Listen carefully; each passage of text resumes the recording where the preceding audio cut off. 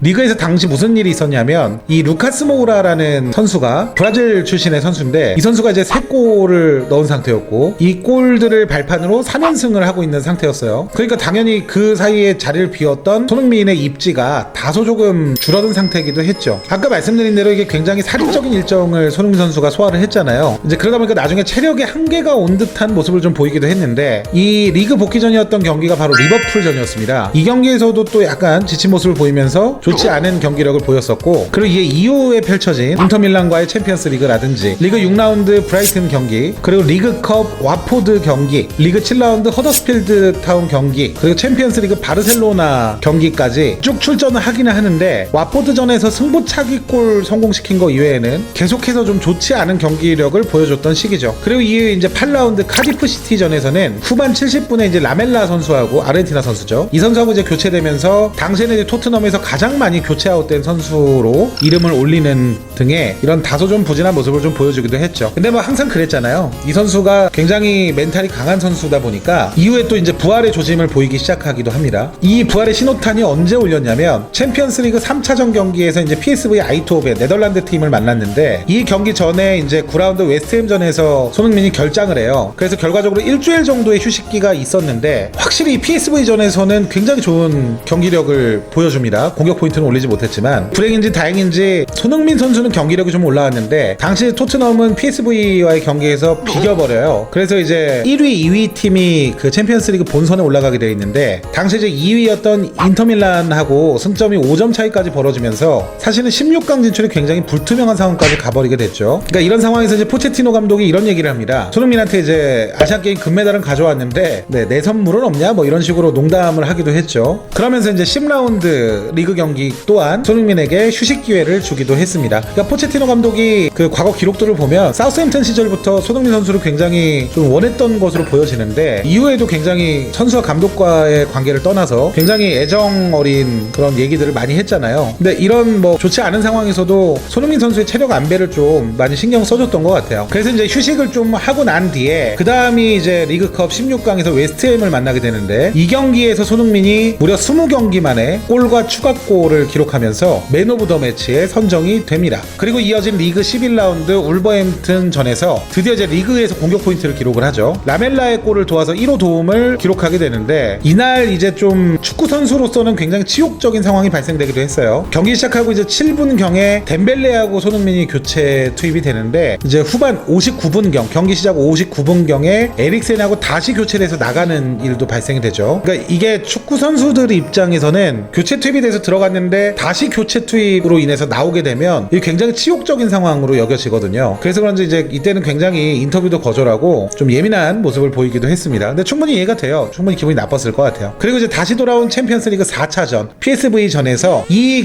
경기 전에 재교체를 당하면서 좀 기분이 좋지 않았던 모양인지 다시 한번 좀 부진한 모습을 보이게 되죠.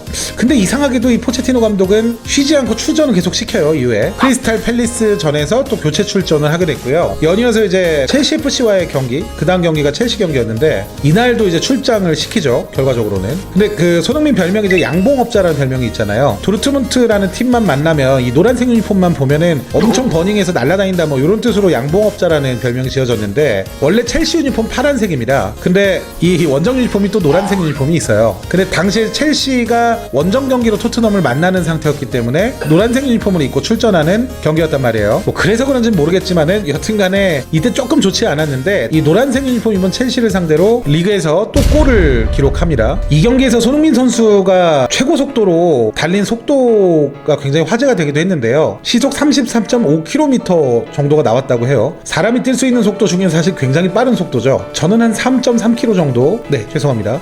어디가 있야?